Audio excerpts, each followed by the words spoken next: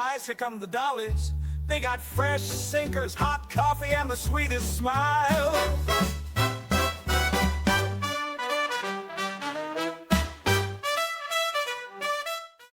Hi everyone, welcome back to the Clubmobile. Hey everybody, thanks for joining us. We have another really great episode for you today. Joining us is Spike White, who portrayed Charlie Beer in Masters of the Air. Spike, thanks for joining us. Thank you for having me. I'm really excited to be here. Good, us too. Us too.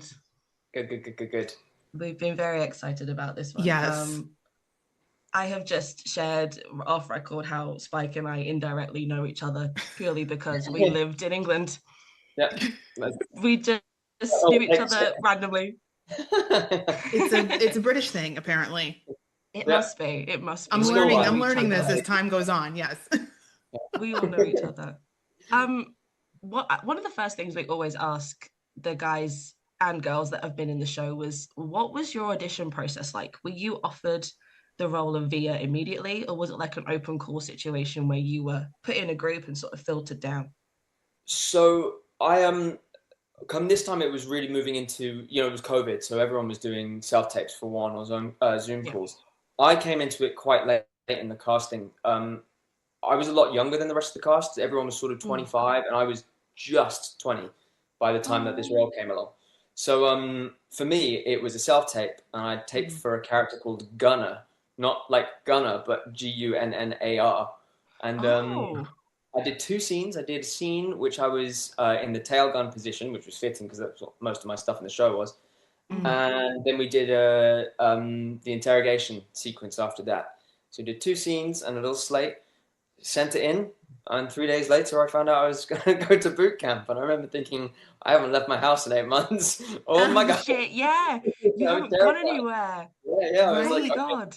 Did they tell you the same thing that they told Dara when he went to boot camp, was just pack a pair of trainers? Yeah, that was pretty much it. Trainers, and if your phone's on, you're gonna get the shit beaten out of you. So, oh my God! Yeah, leave your phone in your trailer because Captain Dyer is terrifying. He's a scary man. He is. He's actually lovely. Yeah. I really like the guy, but yeah, he is scary, and a lot of respect for the guy. Actually, a lot of respect for the whole team. I'm still in touch with some of them. They're really helpful to have them around the whole time. Really helpful. So a lot of people have said that in comparison to the Band of Brothers boot camp and the Pacific boot camp, this was the softest Captain Dye had ever been. Yeah. I mean, for he one, we still beasted you. Yeah. Yeah. I mean, yeah, he'd yell at you, and like if you took off your hat at the wrong time, he'd make you drop down, do a bunch of press ups. I don't know about the kind of language I can use here. I could quote him. Oh, this is fine. Go ahead. Go ahead. Good. There was this one time we were practicing on the 50 caliber machine guns here. I still got the shell from the day. Oh, that's awesome. And my gun jammed, and I couldn't get it to unjam because the feeding tray was upside down and everything was wrong. And he turns around and he goes, "Now I know what it looks like when a monkey fucks a gun." So it was a lot of stuff like that. That's it turns out that shit down your neckline is an actual thing that they say. So that is so funny. We continue to bring you the Dale Dye impressions on this podcast, guys. I think this was my favorite. This one might be my favorite. This is the best one. There's plenty more. This might be my favorite. Oh my God.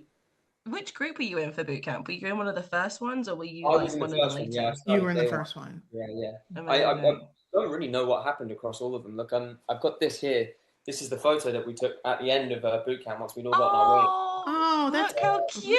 I'm tucked right over here next to John Whitby, who was our Master Sergeant, and you've got Exo Snooky right there, and Dale Dyer's over there. Look at that. There he is. I scatter around pretty much everyone that. It's crazy because I look at this photo. There's more people here than I've known, like in 10 years. I met them all in sort of one day, and I can name every single one of them, both of their names. I remember everything and everyone. I love that. That's great. Experience like that, it's it never really goes away. Yeah. And if you're wandering around on a film set now and you run into someone, you both figure out you're on Masters. You turn around and go, "You're a Masters boy." It's you. And we have that sort of that bond together. It's quite funny like that. That's adorable. That's I love great. that because you were obviously so together during COVID, and you couldn't leave, or and you only had each other to hang out with for Yeah. that entire. Yeah, well, I mean, we were staying at these hotels and stuff, and we were always all together. And there was a bar that we used to go to, which was pretty much just us.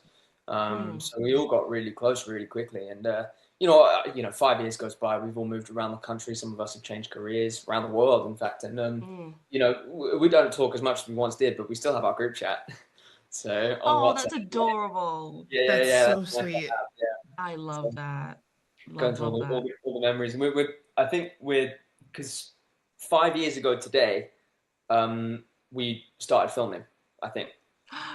Yeah, we finished the boot That camp. is so perfect. Wow. Oh my God. We just started shooting today, and that will be the chapel crew story, which is so embarrassing. I don't want to tell you about it, but I will. Please, If you want to you've know. mentioned it now. Go ahead.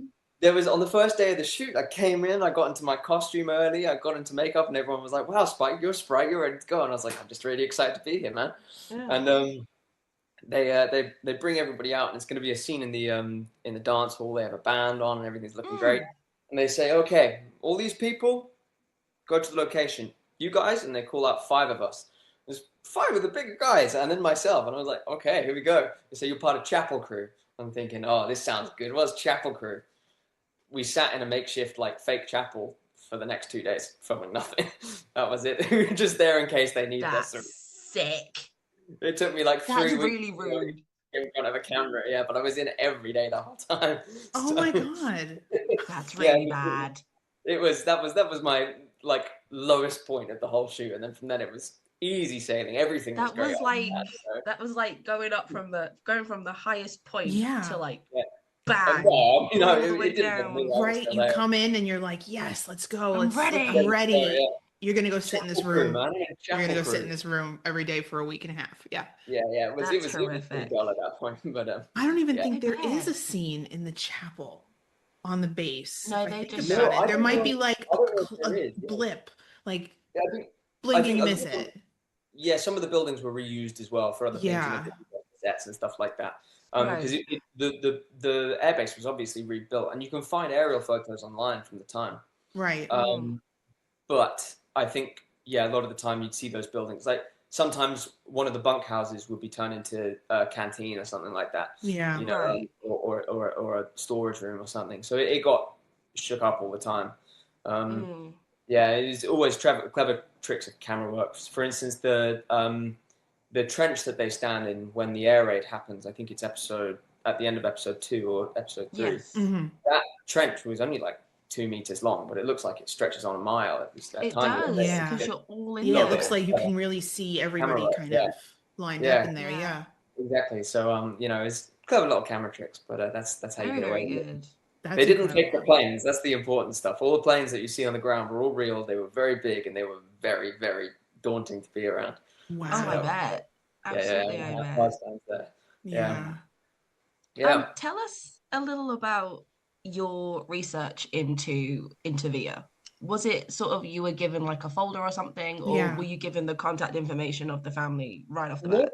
It was pretty difficult at first, to be honest. When I got there, I found a website which is dedicated to the 100th, and it had the names of all people on it. I found everything out about Justice Snappen and Blakely's crew.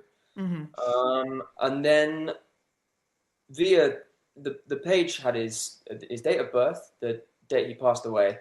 It said he was seriously wounded in combat and that he was from a town called Clifton Forge, Virginia, and a few other sprinkled things. And that, for the longest time, was all I could find. I couldn't find any family. I couldn't find anything. I really did try. Right up until one of my last days on the shoot, it was the day I'd finished all the volume, which is the stuff inside of the plane. And I came off the set and finished. It was almost 10 o'clock at night. I got in the car and turned on my phone finally, and I'd had a message from his daughter that day. She'd reached out to me, and she wanted to just say hello and say that it was so nice that this was happening for her father. And that's very sweet. And, we spoke the next day. She sent me loads of details on him, loads of stuff, and everything you'd want to know, and more. And then so it was towards the end of the shoot that I found out all the real information. I mean, most of it was about his life after the war, anyway, family life and such. But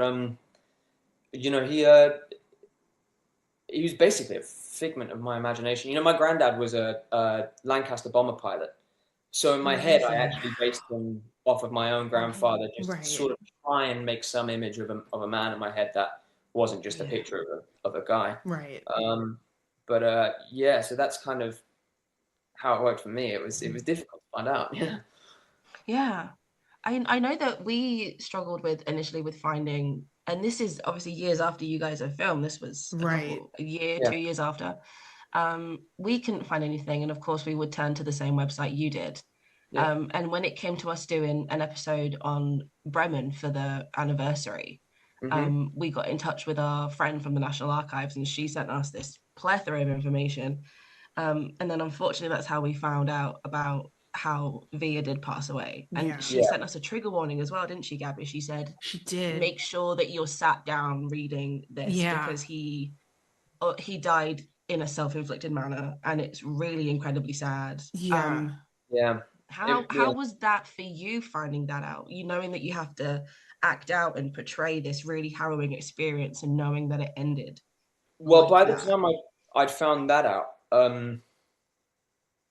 I had sort of like a false wrap. I thought I'd wrapped, and then I ended up having we did some reshoots of the Algeria landing, so I did get to touch back base a little bit later on.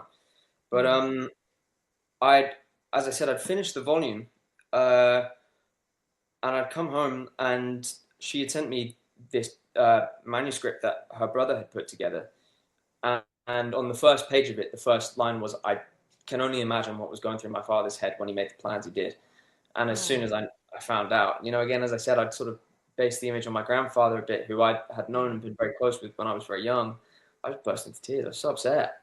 And I've Yeah. made We this did image the of a man in my same. We head. I was did. like, no, it can't be. Yeah. I couldn't. I was actually, I had no idea I'd have that reaction. Someone who Mm, I'd never met, never would meet. It was, mm. yeah, I've made a hero out of the man. I was very disappointed and very Yeah. upset, and also knowing his daughter, and it was tough business. Yeah. Yeah, Yeah. it was heartbreaking. Yeah, I think we um, had a very similar reaction because obviously it wasn't publicized anywhere. It's not on the 100th website. No. mm, So I think, when our friend Cara said, hey, I'm just letting you know before you read it, this is what has happened. Right. And I think I was outside with my kids. So I'm outside with my kids, head in hand, crying over a man I've never met. Right. And I think Gabby had much the same reaction. It's incredibly I heartbreaking. think I had to walk away. I was at work. I had to walk away from my desk.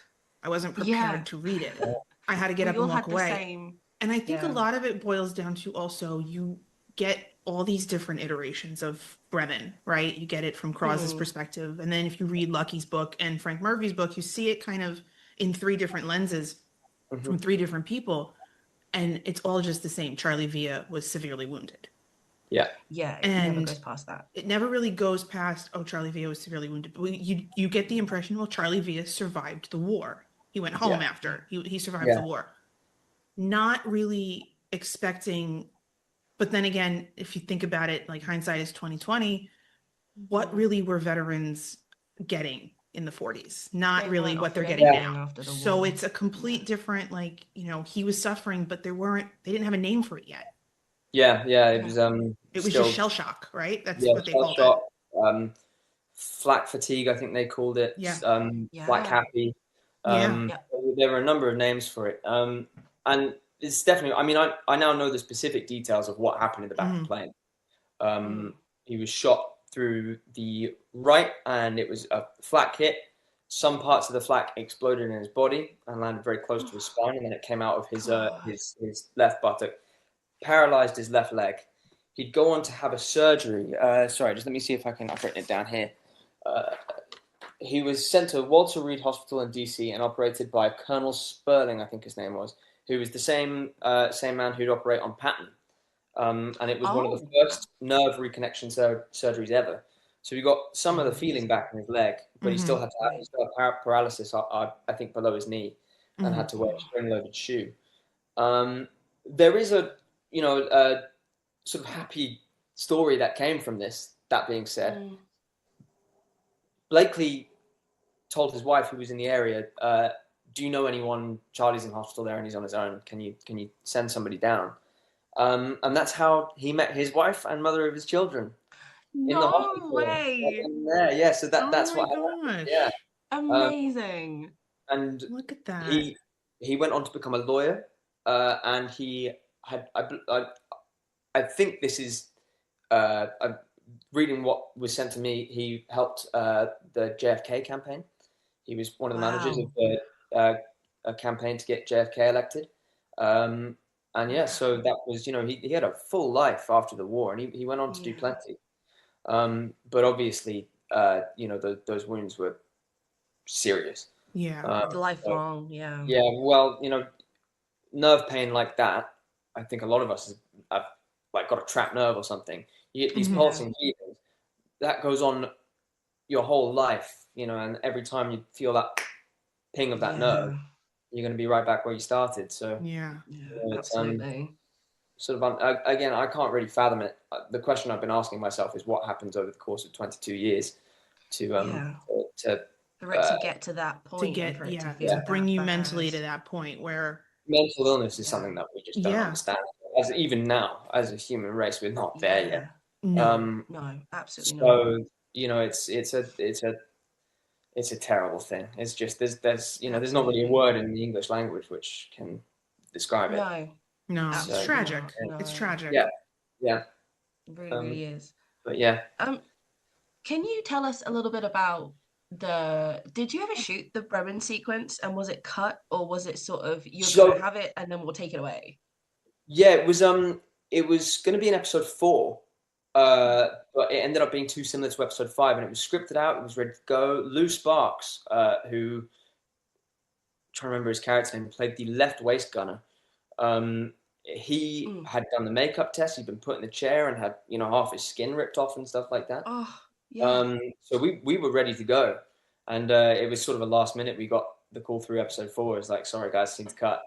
I think some of the guys were pretty devastated. I was just happy to be there, so I didn't mind too much. Yeah, we were going to go out to the field and see if we could go find the tree, and we were going to go park the plane in that tree and do the whole business. It would have been fun to do, but it is what it is. We missed out on it. So. But I mean, because Just to Snap Him's an infamous story. I mean, boy, it's one of the biggest stories of the whole. Well, it deserves a film of its own one day. There's a whole section at the 100th at Thorpe Abbots. If you go into one of the sheds, I don't know if you've been to. No, I haven't. I wanted to. I was there last year, just around this time last year, and there's a whole section dedicated just to Snap and just to Blakely's crew, and it's the pictures of the plane in the tree. You don't realize how forceful that plane came down. And just what the front of it looked like. I mean, it was smashed to pieces. You think about it, like had Douglas and Cross not moved, I think that would have been. And Douglas had just been knocked out as well because he hadn't had any skin broken. He'd just been hit by flak. Had just come right through. I think it had hit his bomb site. Just as he was leaning over the target, so he was delirious anyway. And then they're flying back hours to try and get back to England, but they're pulled to pieces. So take out some. I think they took out 8 Messerschmitts. Yeah, that's I think insane. they had the highest. Crazy. They had the highest single mission enemy kill rate. Yeah, the 100th for like the longest time, or like in general, which is crazy. The story was that's why they were. That's why the Luftwaffe went after the 100th so much. Was because they were pissed off that one plane could inflict that much damage on them. That's one story. There's also another story that it was because there was a B-17 where they lowered their wheels, which was a sign of surrendering. Yes, the friendly surrender. Yeah, and as the fighters were coming in to guide them into landing, they still shot them out the sky. So there's a couple. Who did we talk about that with? That's gonna bug me. Was it Matt Mabe we spoke about? Might have been with Matt Mabe that we talked about that one with. Episode. Yeah, I remember that. Yeah, he's a lot of knowledge, that man. Matt Mabe knows Matt Mabe knows everything, and he'll just like come out with random stuff, and it's like, how do you know all this? How does this happen? How does this happen? I mean, it must be so difficult as well, because just imagine, the interrogation after the combat missions. All these guys are going to be shaking like mad. They're getting half cut of whiskey and donuts, and these stories must be pouring out of them. How do you write this all Yeah. down? How do you get this all accurate? Thank God for the Yeah. navigator and those logs, but good Lord, it must have been real tricky stuff to, you know. Even though the crash scene was cut, was there an interrogation scene planned as well for Blakely's crew That I post don't the crash? know. So by the time let me think this through. So yeah, as I said, I joined production just before the boot camp started. So on the third day of boot camp, which was a Wednesday, last day of March, I got 3 scripts, which they said were the shooting scripts, but they still changed them, and I've got them right there. They had like different intros and stuff, and it was just those first 3 episodes. Boot camp finishes. We then have a day where we're doing movement coaching, learning to walk and dance in certain ways. And I took a meeting with Carrie, the director then, and he said that episode 4 was going to be your guys' big one. And that was sort of the end of it. I didn't want to read into it too much because again, I didn't know what the hell was going to happen. The whole production, it was huge and it was messy, as any production is. So I by that time I'd been acting for 15 years. I already knew this is. You knew what was what. I take everything with a pinch of salt. Again, I'm just happy to be here. So I'm just yeah. I'm a massive history buff anyway, so I love history. I didn't know that much about this, but I knew a good bit anyway. So I was just there basically getting to do the reenactments and get paid for it. It was great. Right? Yeah. I know that get paid to do living history. Yeah, really. Yeah, exactly. I know that Spike in our educational system, we get the British side, we get the Blitz, we get rationing. We rarely get anything about the US and the friendly invasion. I grew up literally 10-20 minutes from Thorpe Abbots, and then I went on to marry an American airman who was stationed at Mildenhall, so literally on my doorstep. So you would think I would know more, and I didn't know more until I left England. It's nuts, isn't it? I mean, because there's also the theme in the show and the theme in the books is that there was a bit of a fight between who had the most efficient way of killing bombing, the German war machine, and the RAF thought they were doing it best with their nighttime blanket bombings, and the US Air Force thought they were doing it with precision bombing. And still to this day, people are debating, was it even worth it? Personally, I look at the facts and I go, absolutely yes.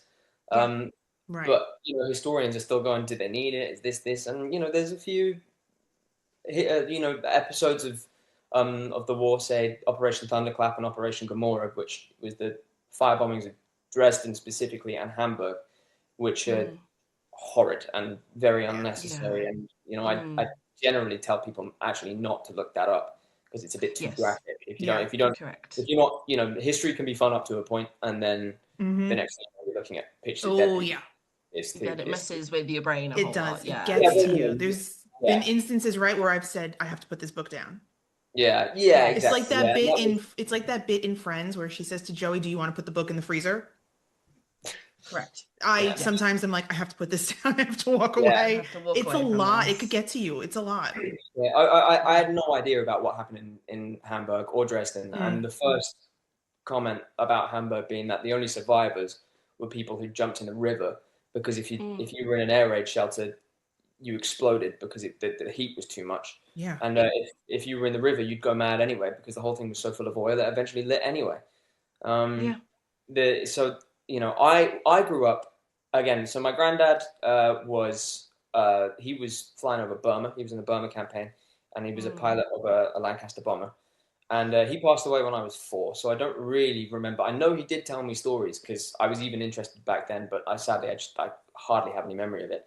Meanwhile, my grandmother, she was quite young during World War II, and she told me everything. She was giving me history lessons throughout the whole thing. I've even got a letter from my great-grandfather, her father, written to his brother from the front lines on VE Day. Wow. All of these things, and my grandma used to walk me around spots about a block from where I grew up here. There's the first ever V2 rocket landed, and it wiped out the neighborhood. So all of this history, I sort of the only blank spot I had was this. So to jump into it and get to know it all was amazing. Oh yeah, for sure. Wow, yeah. Amazing. And it's so odd picking up these books as well, because when I read it, I usually read a book like a script. I picture it in my head and sort of have it all filmed and like a movie. And who I end up picturing, say we're reading about any of the guys, I see my friends, the guys from the show. You know, I see Gordon Colson when I read about Hambone Hamilton, and I think about stories when he was one wing Colson because he banged up his shoulder before doing boot camp, and there were certain PT exercises he couldn't do. So when you read about these terrible things happening to your friends as well, and you're picturing your friends, even though you never knew the guys, you're like, oh, it makes the history it too very, real. It makes it too real, yeah. Makes it to too absorb real. yourself in, which is why I think I've got a very lucky perspective to have that. You know, For be able to see people that I know and people that I love dearly, and you know, be able to look at the history from that perspective. Yeah. You know, I know that we would love to know about you guys still having such a great rapport. Was it like an instant bond that you guys made during boot camp, or was it like a slow burn? No, it wasn't a slow burn. We all knew we were in the same boat, and I think once Captain Dye started talking, everyone's pants became a little bit heavier and a little bit browner. But you know, there were a few moments throughout the camp as well, which had sort of lifted spirits. For one, we were all nervous as all hell. We were really, really. Yeah, I mean, everyone, even Austin Butler was coming into this. He finished Elvis. He'd just done Elvis, hadn't he? And Tom Hanks had given him black Clevin. He still had the haircut. Yeah. Yeah. So, you know, I remember having lunch with him one day, and he was we were sort of just trying to put everyone on the same level. You know, us little guys and the big guys. There was no difference between us. While we were here, we were just people hanging out. Just guys. Yeah, exactly. And then, you know, at some points they had us playing baseball games together. There was one day, it was April Fool's Day, and I did something that's maybe a little cheeky. I decided that I'd pull a prank on the whole cast. And I went up to the director and I said, hey, I just had a thought, you know, why don't you say, look, there's been some changes, and if I have to call your name, I'm going to try and find you a new role, but there's a chance that I might not be able to. He stood in the formation at the end of the day, and I was so pleased. We had face masks on. I wouldn't have been able to hide the shit-eating grin I had slapped across my face. I was so excited. I remember when he got around to it, I said, if I call your name, please step forward. April Fool's Day here. Everyone started to charge him. He had to duck and point at me because everyone then charged me. And after that, it was a bit of a break, though. I think everybody after that turned around and was like, "Oh, thank God!" I mean, and you know, even if everyone was nervous, then we're fine. We're fine. Everyone's in this together. We're all feeling the same things. Nobody's hung out with anyone in ages anyway because of the lockdown. So we're all good. Let's just have a good time now. And I think that was the fourth day of boot camp that had happened. It took a few days for everyone to settle down, and then after that, get it together. Like that. So you were the troublemaker on set. I wouldn't say I was the troublemaker on set. Well, I did like to, you know, screw around and have a good time. So, yeah, of course you have to. Like otherwise, where's the fun? Especially if you're in chapel crew and doing nothing all day. Doing nothing for 3 days, exactly. Nothing for 3 days. And my rule is to leave my phone in my trailer as well. So I mean, I was just sat there like. You've got stuff. Yeah, you gotta think of something of things to do. Yeah. I just remember sort of going, this leather smells different.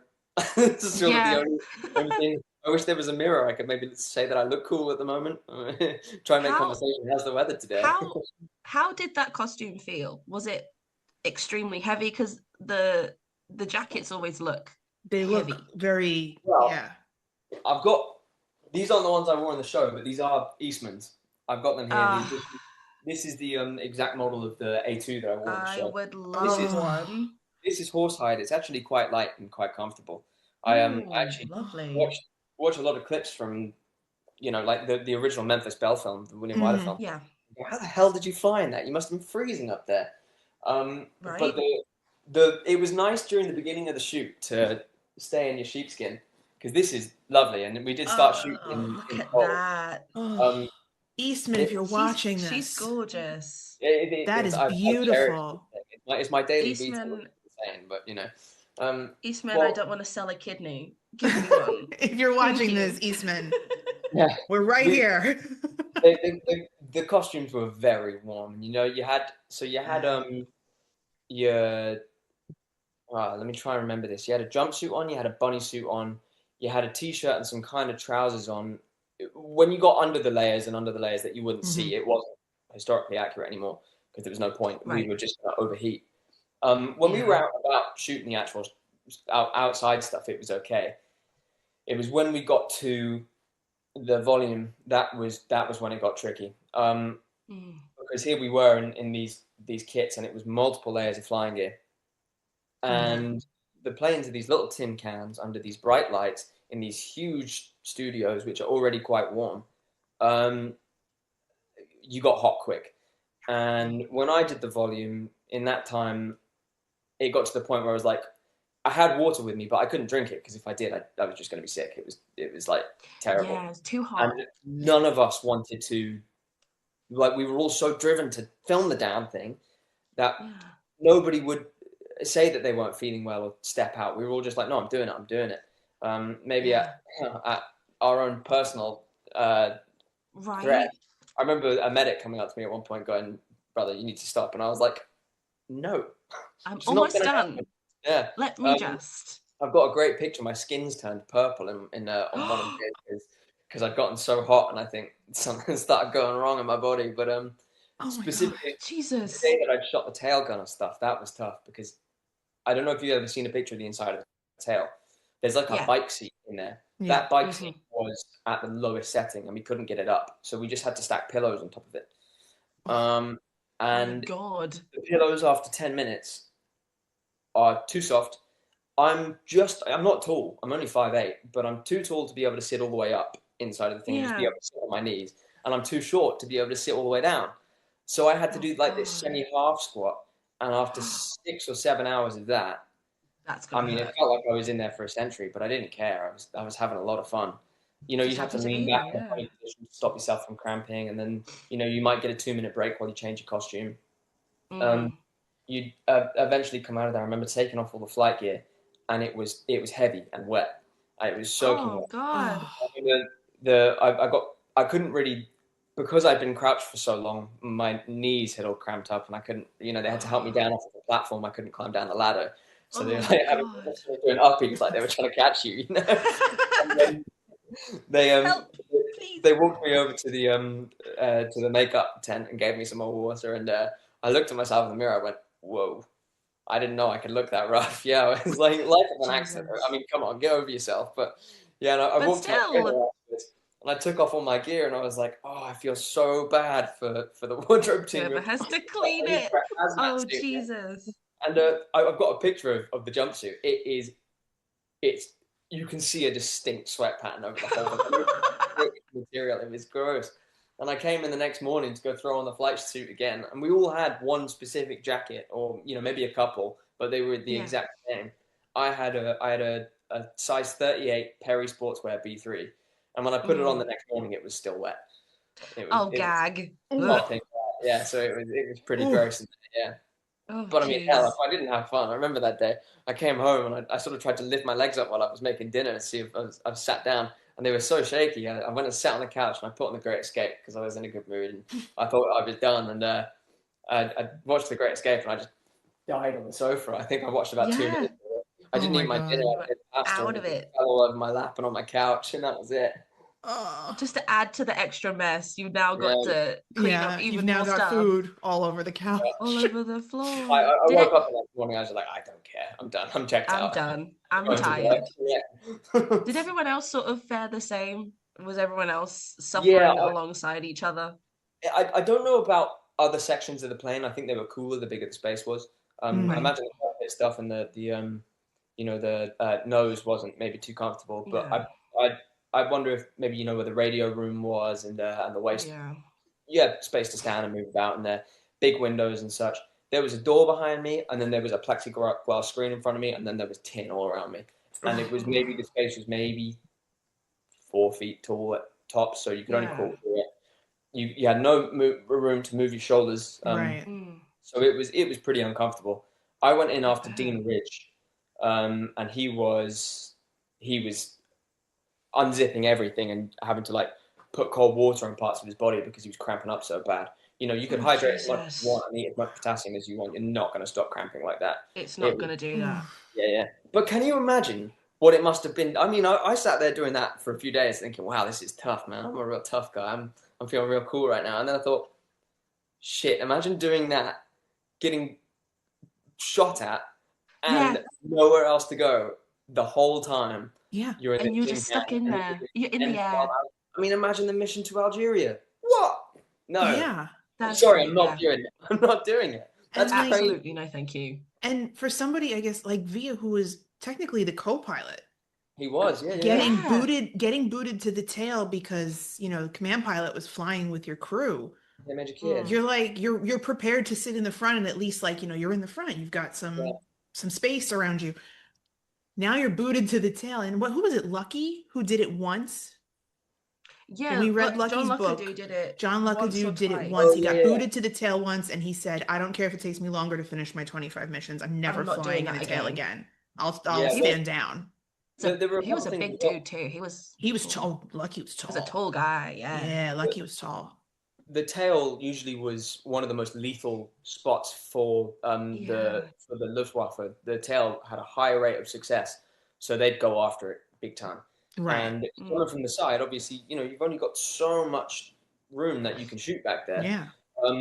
They were quite vulnerable, and so a lot of stories of the back tail just being sheared clean off the back of the plane, and you don't have space for your parachute back there, so you're in free fall in the back of the plane, and that's it. It must have been absolutely terrifying, and I did take that into account. I remember quite a few briefing missions going, "Oh, Major Kidd or Major Egan will be flying alongside Blakely on this one," and just going, acting that out, yeah. So Yeah. How did that feel for you to be given a role and research and say, "Oh, he's Blakely's co-pilot," and then you find out that you're pushed to the back every single Pushed to the back time? of the tail, yeah. Yeah, I don't just happen to be there. I didn't care, but I didn't mind. I remember in boot camp, I didn't know yet. I didn't know what the Right. So Right. I learned the clock system twice. I know it back to front, and I still do. I did do a lot of work in the cockpit as well. I still learned to fly the damn thing. I mean, Amazing. loose words there. Learned to fly it. So I could get it off the ground. I could also get it back into the ground, but not in one piece. That's it. Yeah, I'd crash it before takeoff. That's for sure. But same. yeah, so it was a lot of nerves building up to filming that day. I'd seen the state of everybody else coming out of the volume, going, "Are you all right, man?" And they're like, "Yeah." I was like, "Oh, Whoa. all right." I'm excited to get in there. My gosh. So, jeez, I'm excited to overheat and yeah, I can't wait to cramp up and overheat in this 4-foot space. Yeah, the adrenaline is so high. You sat there going, right. And my oxygen mask, the clip broke as I got in there, but you couldn't see it on camera. So they were like, "Oh hell, let's just leave film it." But it was slightly loose on my face, and the whole time in between shooting at something and just trying to catch my breath, just naturally, I kept on plugging it onto my face, just trying to suck air. Oh God, to, yeah. Oh my gosh. a hose pipe which isn't connected to anything. Yeah, that was pretty intense. And every time I was speaking, I remember having to grab the throat mic and do this and that. There was a lot going on. You had to think a lot back there, Oh, for sure. Yeah. You overthink a lot as well. It kind of felt like a driving test, you know what I mean? You're back there and you're thinking so much, got to get this right, got to get this right. Yeah. And then we had an earpiece in, so they're barking directions at us as we're going. And we have, we were allowed to improvise and stuff. And that was a fun one. We had a copy of Wing and a Prayer on set. And I got the pages here, still folded for everything which references Charlie. And there was one bit in there. I don't know how far this went, but Crosby had mentioned that he had weird phrases. He'd say "Oh Mona." Yeah. I wondered. Oh, I guess he might have. Probably was a religious man. Maybe he didn't like to shout "Oh my God" or Jesus or swear a lot. And I remember turning around going, "Yeah, I'm not going to say that. I'm not going to shout, 'Oh shit, I killed a Jerry' or whatever like that. I'm going to have to. I'm going to go, 'Oh Mona.'" Yeah, that's cute. Sort of make up some other funny phrases. "Oh, what on God's green earth is going on down here?" or something like that, But that's really cute. I love that. Were you guys close as a crew? Like, did they keep you guys, the 10 of you, together? Yeah, well, we had gotten to know each other from boot camp. Mhm. Now we weren't there weren't actually 10 of us. I don't think we had our own bull turret gunner. Um, Yeah, and true. Right. I'm not sure if we Yeah. had a top turret gunner. So I think there was only 8 of us. But Yes. because of the way that the boot camp had worked and that we were, Mhm. we all did have barracks, though we didn't stay in them because of COVID. Mm. We did tend to sort of not stick to our own groups, but we did get to know each other first before getting to know everyone else. Right. And we were directly under Callum Turner as Major Regan, and he was, saying, let's do the real names first, get to meet each other, and then we'll sink into the Okay. characters. Right. So he sort of really helped because there weren't many of us in the 418 or any of the groups really. Right. Again, it wasn't the full cruise, and the cast wasn't fully fleshed out by the time that we were doing that. So our flight was finished, but Mm. the other forts I don't know about. Right. So yeah, we were close. I don't know if that was the case with everyone, but we were pretty close. Yeah.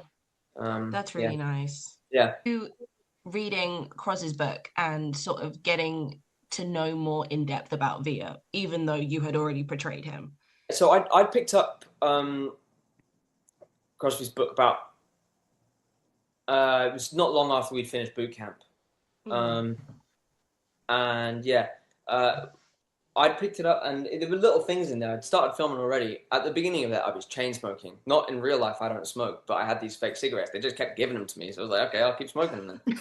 Only to find out he apparently hated cigarettes. So I was just sort of like, We just drop take that throw that away. No, and thank hope it doesn't you. make the Oh show. no. And there is one shot of me in the show lighting up a cigarette in the back of a Jeep, and I'm just like, ignore that. Not Yes, there. there It's not there. is. Mhm. So, Ignore it. try, Ignore it on try the and not next get, rewatch, everyone. it's not there. But everything else other than that, after that, it was pretty easy to get the accurate stuff down.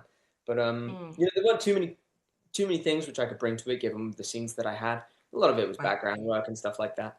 But when it came to all the dialogue, it was very helpful. And again, it was this thing, as I was saying, I'm picturing my friends while I'm reading this. It was a Yeah, very odd thing to read at that point. for Starting sure. production, yeah.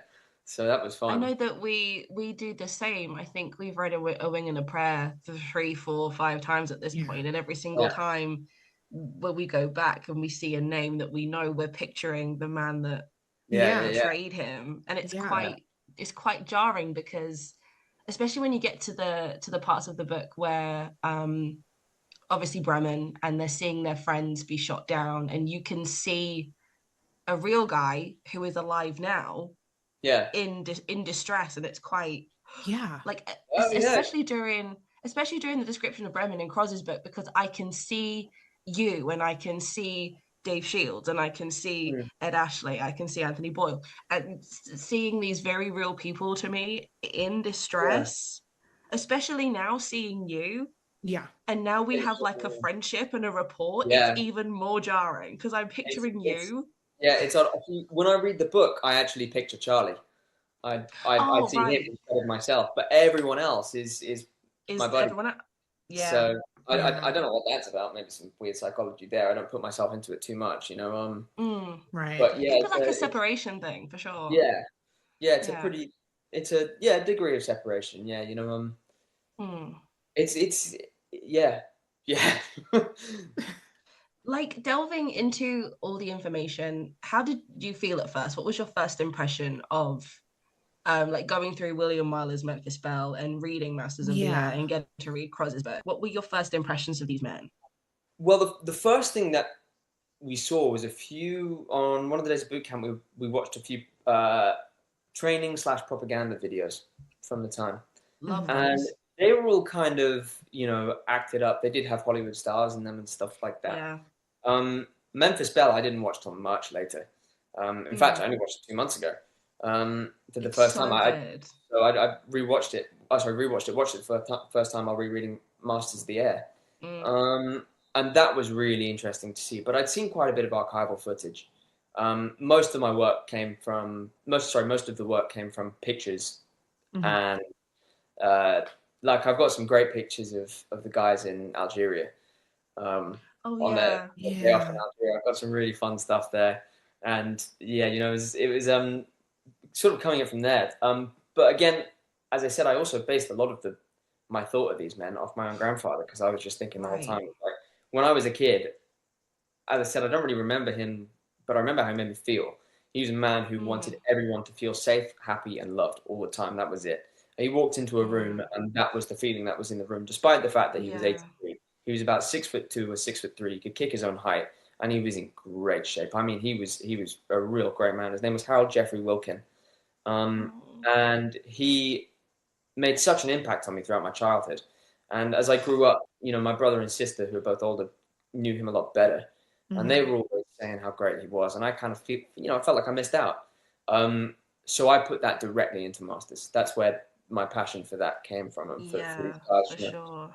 trying to bring it to life. I was sort of trying to, touch the face of my grandfather, who I was never going to meet. Absolutely. Yeah, That's and I was amazing. also Yeah. at the time doing it for my grandmother as well, because she was desperate to see it. And sadly, she passed away about 2 or 3 weeks before the show came out. She's Oh, Oh my devastated. God. One of the last conversations she had with me was, "Those boys in Hollywood better bloody hurry up, otherwise I'm going to miss it." Oh my oh, God. But she had a great sense of humor about it. Bless her. Yeah, oh, she was really funny. I have to say, I wonder if she would have been a bit frightened by it anyway. So I didn't She mind too may much. have been, but I think seeing you, she would have been so yeah. proud. She would have Yeah, loved I, it. I, I hope so. She got to see all the pictures, and hold on, where'd I put my notebook? It's somewhere over here. Sorry, just give me a second. You're fine. Uh, Go ahead. this folder here from this is the paper bag that they first delivered my scripts in. There Oh, you go. amazing. Look at In That's here, I've got original. yeah, it certainly is. In here, I've got call sheets. I've got documents about anatomies and missions. I've Oh got my God, you kept everything. I oh, love everything. I have this. absolutely everything. I've got my audition script here, the sheet of paper they gave us when the show came out, along with the medallion. That's in there. Amazing. Here's diagrams of the planes that I drew, so that I knew where my eye line was while I was filming. Wow. So I had all of that. But oh, that's why I couldn't see it. It's because it was right bloody in front of me. um, I had this notebook here, which is what we had in boot camp. And everyone in boot camp used to take the piss out of me, because they said, "I've never seen someone write so much." But this is everything that we had learned in the 2 weeks of boot camp, written down. And at the end of each week, I'd run down to my grandma's house, and I'd sit down on her sofa and I'd read her the whole thing, so that she knew what was Oh going my on, God. so she'd get her fill of history as well. That's so great. I It love was it was this. I fun. really, It was really good love times. that. She loved that. Oh my God. I So love that you've kept everything. I feel like a Yeah. lot of people don't do that. I feel like to a lot of people it could have just been a job Yeah. and that was well, it. that was the thing. It was a job, and when I got the phone call that I was going to do it from my agent, it was one of these things where I was like, right, this Cool. is a Thanks. once in a lifetime experience. No, not Yeah. quite full length. Yeah, I was like, I don't care what the show turns out to be. I don't care Right. whether or not I'm in it. I might not be in it. And at first, I didn't. That was my initial reaction to the phone call. I didn't even know that I was going to be playing a guy called Charles Ashton Vere. Mm. So I was just like, I'm going to go there. I'm going to enjoy it as much as I can. And I took everything home with me, because this is one of the things that I can always say that I did. Tell my Right. Yeah. kids that I mastered the air one day, and that was Yeah. it was a real treasure of an experience for me. I've had other jobs along the way as well, which I've enjoyed, but this one was more than that. I mean, I can tell you about my favorite day was we were at Abingdon Airfield, and we'd been there all day, and it was one of those dog days. We just knew we weren't going to shoot anything. We were filming some of the landing in Algeria, and it was towards the end of the day. Sun was starting to go down. I was sat on this oil drum out on the runway, and further down, Austin was shooting his landing, and they Mm. were carting a wounded man out of the plane, throwing him on a jeep, and driving him away. Hmm. Yeah. And Dara came up to me, and he asked me, "Spike, are you okay? You've been sat here on your own for a long time." And he thought maybe I was upset about something, maybe someone had said something. Mm. And I said to him, "Dude, look at where we are." Oh. And in complete silence, one at a time, one of the guys would come up and join us, and they'd tell the Oh. next person, "Dude, look at where we are. Dude, look at where we are." And Oh my it was Nathan God. Kelly's birthday, and the pictures on my Instagram. We'd all ended up sitting down on these oil drums, And we took a photo all together that day with the sunset behind us. And I often think about that moment. I remember looking to my right and seeing Jonas Moore. He was only in his bunny suit and capturing every single detail, because I was like, I'll never forget this. This is so mad. I'm like, here on. It doesn't matter what the hell happens tomorrow. I do not give a damn today. It was just all about doing the shoot at the time. That's all I cared about. And it was That a is lot so, of so fun. sweet. I So it love was a good that. That's mindset. beautiful. It is. That's beautiful. I don't know if it was like that for everyone. So I just knew I was trying to just lock in and enjoy it at the time. Yeah, you had a really, really special time, and I love that. And I think Yeah. you and Dara especially, like you had such a great time doing it that it's Yeah. so Me and him so were also special. You walked away from it like fulfilled and yeah. appreciative, Yeah. and it's We were so also nice both to quite see. vocal as well. We helped. Dara often organises the reunions that we do, and I'd done the big prank in boot camp. He'd gotten the gift for the drill sergeants to say thank you for all your work that you've done. Mm-hmm. He set up the parties. Between the two of us, we kind of made a big stink. But, You're in charge of the party committee. Right, but Love you that. keep it moving. Like him a you lot keep more them. than me. Yeah, you keep Yeah. each other together. Like, which is Yeah. you don't. Do you And guys then, get to do it a lot? I know everyone's so busy and doing not their so own much these thing. days. No, the last time we all saw each other was in, it was the premiere, Right. and we all went out. I remember trying to get into a night. Well, I remember. I don't remember much, but I remember trying to get into a nightclub underneath Soho with everyone going, "Let the Masters boys in!" So, complain to everyone. At some point, I wake up and I think I was in a drug bar. I was like, "Where the hell am I?" It's 5 a.m. How I was did like, I get here? I need to get out of here. I don't know what Jeez. the hell's been going on. One or too many martinis. I don't know what had happened, but Oh yeah, always the case. it was one hell of an evening. And before that, we'd gone to a bar in Battersea and we'd all met up there and stuff like that. I'm going to see if I can try to set another one up this year, because I think it's about time we all saw each other again. But again, Please everyone's do. spread out all over the world now. I don't know what the hell, where the hell everyone might be. Where but, everyone is, what everyone's doing. Yeah. give Dara a message and say, "Hey, pal, let's sort this out. Let's do this again." So Please yeah. do. That'd be nice. I really do often count myself going, damn, I miss those guys. Yeah. Yeah. That's I saw very, very Jonas Moore not sweet. too long ago as well, because he's a Yeah. musician as am I. I lent him a bass, and we were just briefly hanging out and chatting. It's one of these things where it's a special friendship, though we're not the closest people on the planet. We pick up where we left off. There's no, it could be 10, 15 years before I see someone. I'll be like, so remember that, and that'll be it. That's we'll be really like, sweet. right where we were, which is really I nice. really like that. Yeah. I think I think it's a testament to the boot camp and just the nature of these shows. Because if you look at people like, you look at the Band of Brothers cast, look at the guys from the Pacific, and now look at you guys. You guys are all across the board. You guys are family, and you all talk about each other like, this is my family. And it doesn't have to be that I saw them yesterday, I can see them in 10 years. If they call, I'm there, type of thing. Yeah, you can't. We just cold message each other all the time, and some of us knew each other beforehand as well, because it's a small world. Right. England. Yeah. Say Ben Radcliffe. I'd gone to school with him, so we actually we friend, did. so I went to college with Tom Francis, who did Sunset Boulevard. Yeah. I went to college with him, and he has been friends with Ben since forever. And I didn't know this until about a year ago, that Tom and Ben were friends. So again, it's a case of everyone knows everyone. I remember, and it haunts me.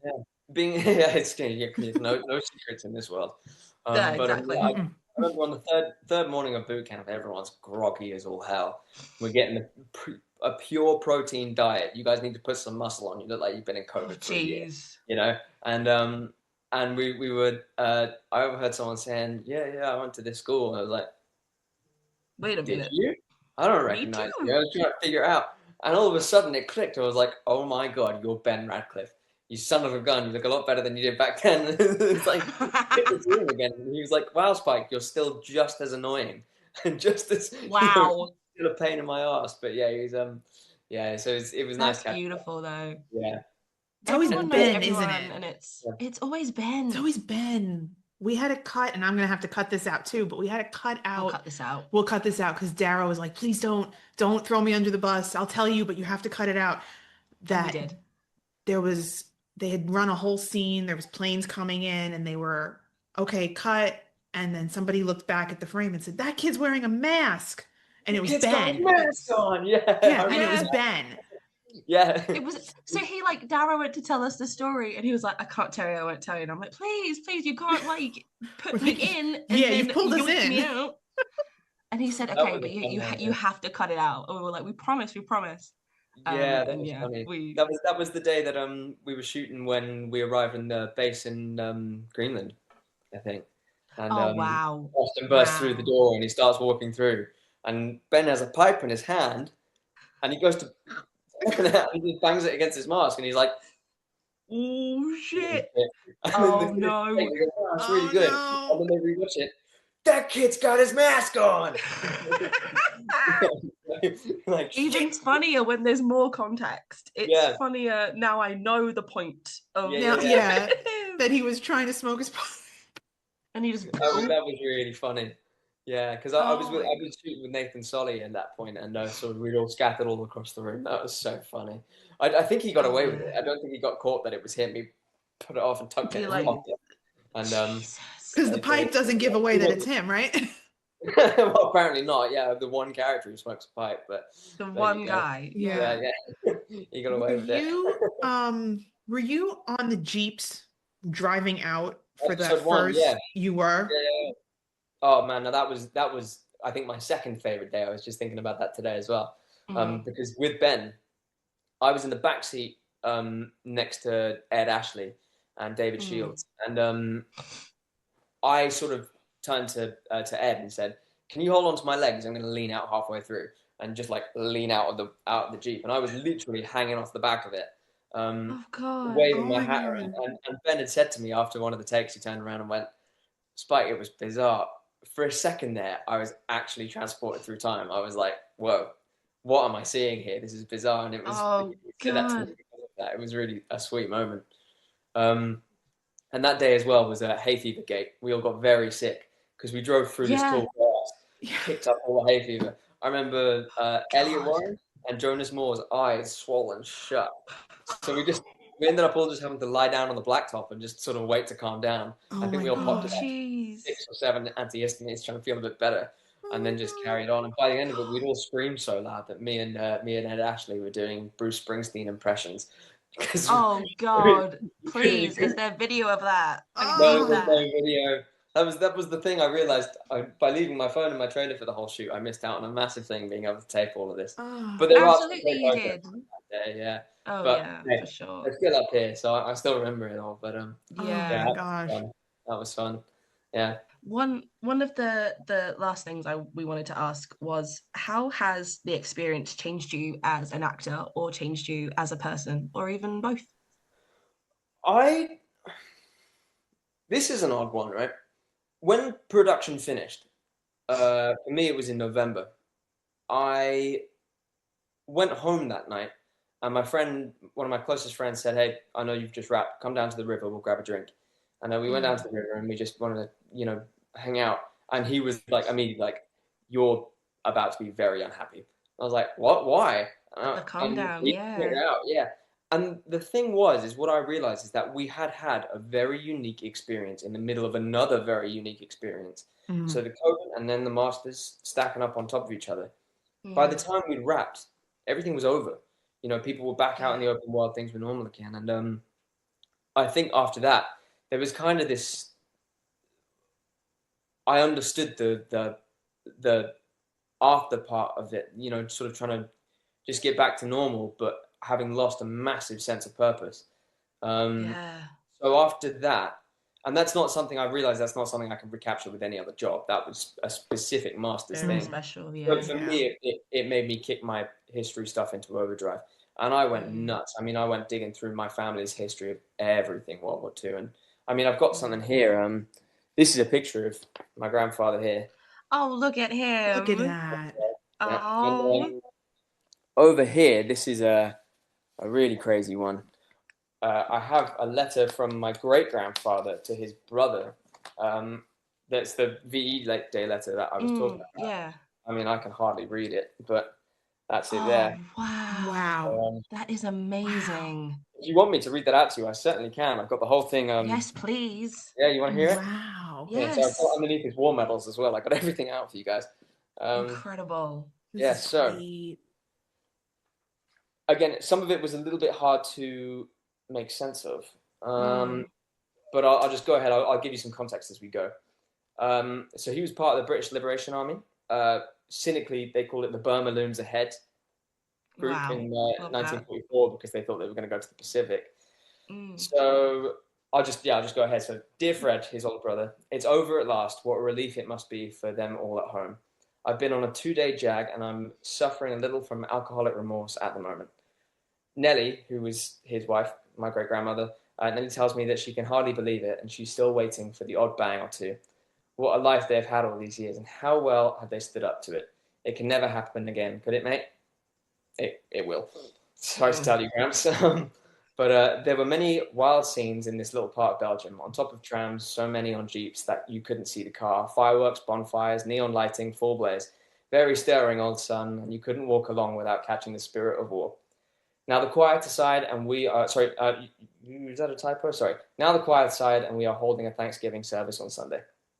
I broke my specs on V-Day, but don't know how. He was blind as a bat.